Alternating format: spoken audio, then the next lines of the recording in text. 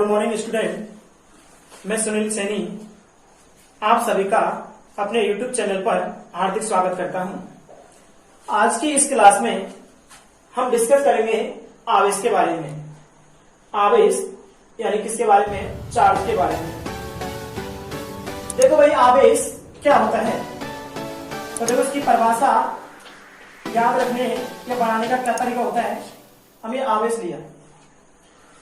देखो, हम सभी जानते हैं कि आवेश दो प्रकार के होते हैं।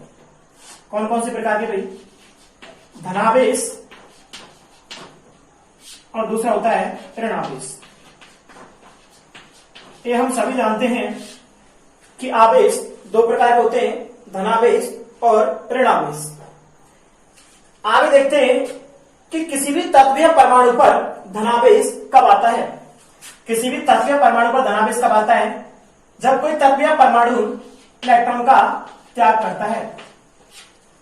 जब कोई तत्व या परमाणु इलेक्ट्रॉन का त्याग करता है तो उस पर कैसा आवेश आता है? धनावेश यानी पॉजिटिव चार्ज आता है। तथा जब कोई तत्व या परमाणु इलेक्ट्रॉन ग्रहण करता है, इलेक्ट्रॉन ग्रहण करता है यानी इलेक्ट्रॉन क्या करता है? लेता है, तो उस पर कैसा आवेश आता है? ऋणावेश। ठीक है, यानी नेगेटिव चार्ज आता है। हमने कहा भाई कि जब इलेक्ट्रॉन त्याग करता है तो उस पर धनावेश आता है, तथा जब इलेक्ट्रॉन ग्रहण करता है तो कैसा आवेश आता है? ऋणावेश। अब आगे बात करते हैं कि किसी भी तत्व या परमाणु पर कितना धनावेश है वो किस पर निर्भर करेगा। यानी जितने इलेक्ट्रॉन त्याग करेगा उतना धनावेश आएगा, तथा जितने इलेक्ट्रॉन ग्रहण करेगा उतना क्या आएगा? ऋणावेश। कहने का मतलब है भाई क्या कि इलेक्ट्रॉन की संख्या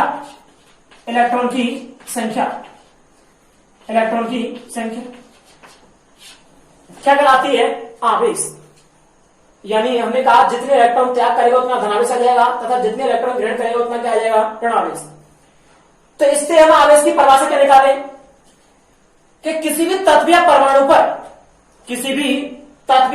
पर इलेक्ट्रॉन की संख्या आवेश कहलाती है। किसी भी तत्व या परमाणु पर इलेक्ट्रॉन की संख्या क्या कहलाती है? आवेश। नंबर वन परिभाषा होगी। सेकंड बात करें तो हमने कहा एक पर धनावेश आता है, दूसरे पर कैसा आवेश आता है? ऋणावेश। यानी यदि एक परमाणु या तत्व इलेक्ट्रॉन का त्याग करता है तो दूसरा परमाणु क्या करता है? इलेक्ट्रॉन ग्रहण करता है। कहने का मतलब है एक परमाणु से दूसरे परमाणु पर इलेक्ट्रॉन का स्थानांतरण होता है। हमने कहा एक परमाणु से दूसरे परमाणु पर इलेक्ट्रॉन का स्थानांतरण होता है, उसे क्या स्थानांतरण होता है? आवेश। यानी आवेश की सेकंड डेफिनेशन क्या होगी भाई कि किसी एक परमाणु से दूसरे परमाणु पर इलेक्ट्रॉन का स्थानांतरण आवेश कहलाता है। किसी एक परमाणु से दूसरे परमाणु पर इलेक्ट्रॉन का स्थानांतरण आवेश कहलाता है। सेकंड परिभाषा। अब थर्ड डेफिनेशन बात करें कि थर्ड डेफिनेशन क्या होगी इसकी, जो कि इसकी इंपॉर्टेंट डेफिनेशन है, स्टैंडर्ड डेफिनेशन है। देखो, थर्ड डेफिनेशन क्या होती है? जो आवेश होता है वो वस्तु का गुण होता है। आवेश होता है वो वस्तु या किसी पदार्थ का क्या होता है? गुण होता है। आवेश किसी भी वस्तु या पदार्थ का गुण होता है जिसके कारण विद्युत क्षेत्र तथा चुंबकीय क्षेत्र उत्पन्न होते हैं। विद्युत क्षेत्र तथा चुंबकीय क्षेत्र उत्पन्न होते हैं। यानी थर्ड डेफिनेशन क्या होगी कि किसी भी वस्तु का वह गुण जिसके कारण विद्युत क्षेत्र तथा चुंबकीय क्षेत्र उत्पन्न होते हैं उसे आवेश कहते हैं। थर्ड डेफिनेशन क्या होगी? किसी वस्तु का वह गुण जिसके कारण विद्युत क्षेत्र तथा चुंबकीय क्षेत्र उत्पन्न होते हैं उसे क्या कहते हैं? आवेश। तो देखो, हमने यहाँ पर तीन परिभाषा हुई आवेश की कि किसी भी तत्व या परमाणु पर इलेक्ट्रॉन की संख्या क्या कहलाती है? आवेश कहलाती है। या फिर किसी एक परमाणु से दूसरे परमाणु पर इलेक्ट्रॉन का स्थानांतरण क्या कहलाता है? आवेश। थर्ड डेफिनेशन है कि किसी वस्तु या पदार्थ का वह गुण जिसके कारण विद्युत क्षेत्र तथा चुंबकीय क्षेत्र उत्पन्न होते हैं उसे आवेश कहते हैं। देखो, आवेश की परिभाषा के बाद हम बात करते हैं कि आवेश के मात्रक क्या होते हैं। तो देखो, आवेश के मात्रक को याद करने का तरीका कैसे बनाए भाई? ये मात्रक है। मात्रक को हम तीन भागों में डिवाइड करते हैं।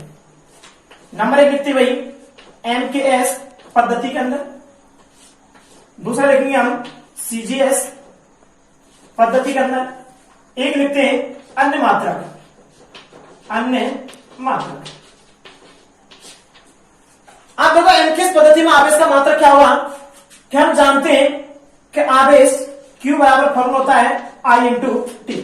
विद्युत धारा से फॉर्मूला होता है आवेश का Q बराबर कितना होता है IT। यहां से इसका मात्रक बना है तो इसका मात्रक क्या हुआ, विद्युत धारा का मात्रक क्या होता है एम्पियर, समय का मात्रक क्या होता है सेकंड। तो एमकेएस पद्धति या इसी को कहते हैं यहां पर किसमें पद्धति में एसआई पद्धति, यानी एमकेएस पद्धति या एसआई पद्धति में मात्रक क्या होता है एम्पियर इंटू सेकंड। या फिर दूसरा मात्रक क्या होता है कूलाम, दूसरा मात्रक क्या होता है कूलाम।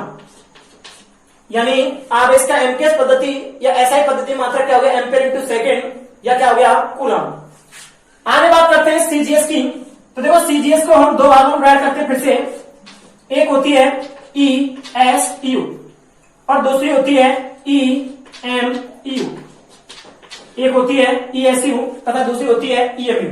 ये होती है इलेक्ट्रोस्टैटिक यूनिट, ये होती है इलेक्ट्रोमैग्नेटिक यूनिट। यानी ये विद्युत क्षेत्र में अस्थिर वैद्युत की काम लेते हैं, एक इसमें लेते हैं चुंबकीय क्षेत्र में अंदर काम लेते हैं।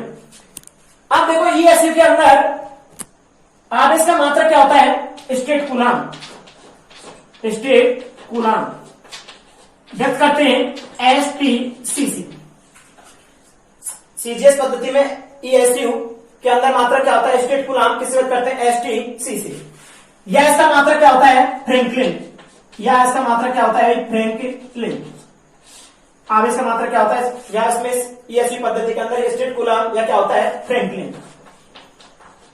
आगे बात करें EMU के अंदर, तो EMU के अंदर क्या होता है परम कूलाम, परम कूलाम या क्या होता है एब कूलाम, परम कूलाम या क्या होता है एब कूलाम। इसको व्यक्त करते हैं ABCC। परम कूलाम या एब कूलाम किसे व्यक्त करते हैं ABC से। अन्य मात्रक क्या होता है फैराडे, अन्य मात्रक क्या होता है फैराडे। चलिए आवेश के मात्रक हो गए, आवेश के मात्रक को हमने एमकेएस पद्धति, सीजीएस पद्धति तथा अन्य मात्रक लिखा। एमकेएस या एसआई पद्धति में मात्रक क्या होता है एम्पियर इंटू सेकंड या क्या होता है कूलाम।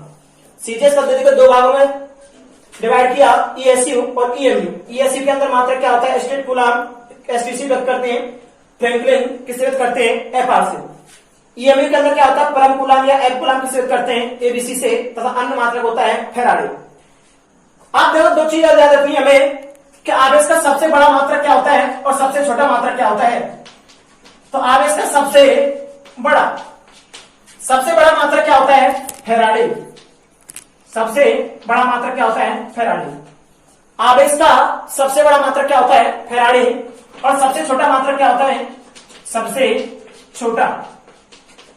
छोटा मात्रक होता है फ्रैंकलिन, सबसे छोटा मात्रक होता है फ्रैंकलिन FR से लिखकर। तो ये हो गया आवेश के मात्रक। तो अभी पढ़े हमने आवेश के मात्रक, इसके बाद पढ़ते हैं आवेश के मात्रकों में संबंध कि आवेश के विभिन्न पद्धतियों में उनके मात्रकों में क्या संबंध होता है। तो देखो हमने कहा सबसे बड़ा मात्रक होता है फैराडे।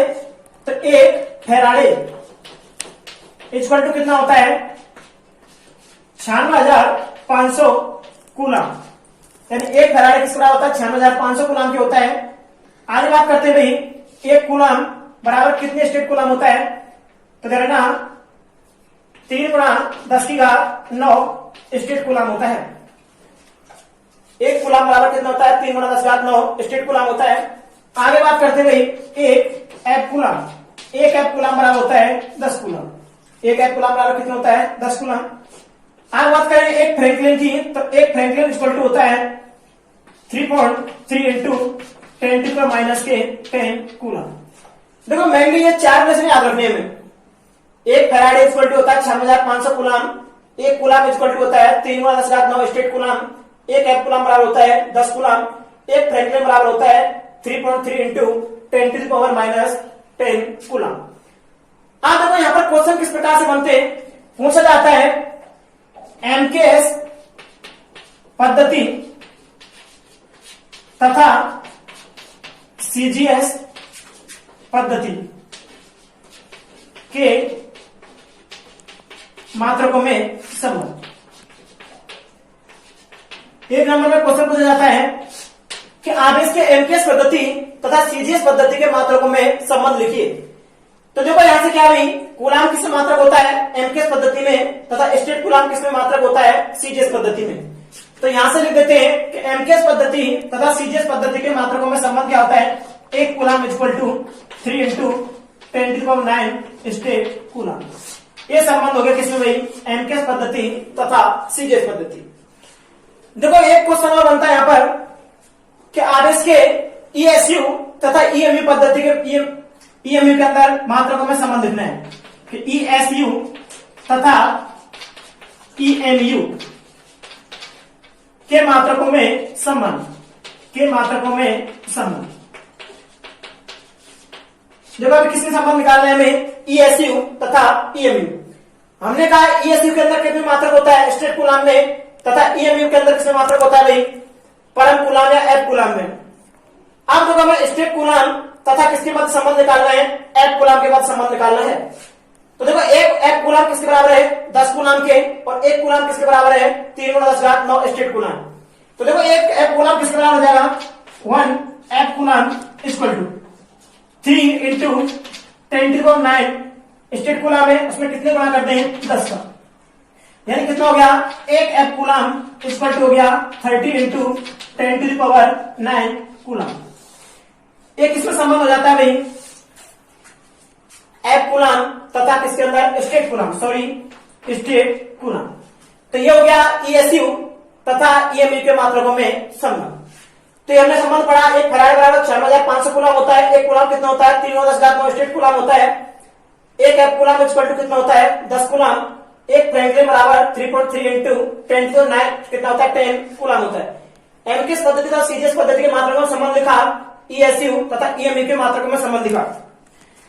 देखो यहां पर एक क्वेश्चन और बनता है कि फैराडे, क्वेश्चन क्या बनता है भाई कि फैराडे किस भौतिक राशि का एसआई मात्रक है, फैराडे किस भौतिक राशि का एसआई मात्रक है तथा वह किस प्रकार एसआई पद्धति के मात्रक से संबंधित होता है। तो देखो क्या लिखना है भाई कि फैराडे किस भौतिक राशि का मात्रक है, किस भौतिक राशि का मात्रक है आवेश का, फैराडे किस भौतिक राशि का मात्रक है आवेश का तथा वह एसआई पद्धति के मात्रक से किस प्रकार संबंधित होता है। तो हम जानते हैं एक फैराडे इक्वल टू कितना होता है 96,500 कूलम। कंपटीशन बेस्ड एग्जाम का क्वेश्चन है नीट आईआईटी लेवल का, कि हम जानते हैं कि एक फैराडे किस भौतिक राशि का मात्रक है आवेश का तथा वह एसआई पद्धति के मात्रक से किस प्रकार संबंधित होता है। तो फैराडे और एसआई पद्धति के मात्रक कूलम के क्या संबंध होता है, एक कूलम इक्वल टू 96,500 कूलम। यह था हमारे आवेश के विभिन्न मात्रकों में संबंध। देखो अब तक पढ़ा हमने आवेश तथा आवेश के मात्रकों में संबंध। इसके बाद हम डिस्कस करते हैं भाई आवेश की विशेषता या गुणधर्म। कई बार पूछा जाता है कि आवेश किसे कहते हैं, उसके कोई 4 विशेषता गुणधर्म या 2 विशेषता या गुणधर्म पूछ लेता है, या कई बार विशेषता गुणधर्म से सीधा क्वेश्चन भी पूछ लेता है एग्जाम का। तो देखो इसके गुणधर्म पढ़ते हैं, तो इसका नंबर 1 गुणधर्म पढ़ते हैं। नंबर 1 विशेषता क्या है कि आवेश एक अदिश राशि है। आवेश कैसी राशि है, अदिश राशि है। नंबर 1 विशेषता होगी आवेश कैसी राशि है, अदिश। देखो सेकंड इसमें पढ़ते हैं आवेश संरक्षण का नियम, आवेश संरक्षण का नियम, आवेश संरक्षण का नियम। इसका मतलब क्या है आवेश संरक्षण के नियम का, कि आवेश है वो संरक्षित रहता है। तो अगर इसे 2 परिभाषा आते हैं, एक परिभाषा हम सब लोग जानते हैं कि आवेश है एक ऐसी राशि है जिसे ना तो हम उत्पन्न कर सकते हैं ना ही नष्ट कर सकते हैं, उसे केवल एक रूप से दूसरे रूप में परिवर्तित कर सकते हैं, उसे क्या कहते हैं आवेश संरक्षण का नियम। एक सब परिभाषा नॉर्मल है जो कि हम सब लोग जानते हैं, क्या कि आवेश को ना तो उत्पन्न किया जा सकता है ना ही नष्ट किया जा सकता है, उसे केवल एक रूप से दूसरे रूप में परिवर्तित किया जाता है, उसे क्या कहते हैं आवेश संरक्षण का नियम। आगे बात करें हम किसकी सेकंड डेफिनेशन की। तो देखो सेकंड डेफिनेशन क्या होती है इसकी, कि आवेश हम देखो फिजिक्स के अंदर भी पढ़ते हैं और केमिस्ट्री के अंदर भी पढ़ते हैं, यानी आवेश को हम किससे भौतिक या रासायनिक, भौतिक या रासायनिक किसी भी प्रक्रम से या किसी भी प्रक्रिया से गुजारे उसके पश्चात भी आवेश नियत रहता है, संरक्षित रहता है, जिसे क्या कहते हैं, आवेश संरक्षण का नियम। तो देखो इससे परिभाषा क्या बनाएंगे इसकी, कि आवेश को किसी भी भौतिक या रासायनिक, आवेश को किसी भी भौतिक या रासायनिक प्रक्रम से या प्रक्रिया से गुजारने के पश्चात भी आवेश संरक्षित रहता है, जिसे आवेश संरक्षण का नियम कहते हैं। ये हो गया आवेश संरक्षण का नियम, सेकंड विशेषता। थर्ड बात करते हैं हम आवेश योज्यता का नियम। थर्ड होता है आवेश योज्यता का नियम, आवेश योज्यता का नियम। आप देखते हैं भाई हम कि आवेश योज्यता का नियम क्या होता है। देखो योज्यता, योज्यता का मतलब क्या होता है, योग। योज्यता का मतलब क्या होता है, योग। यानी हम योग क्यों करते हैं और कब करते हैं, यानी किसी भी चीज का हमें टोटल यानी कुल निकालना होता है तो हम क्या करते हैं, योग करते हैं।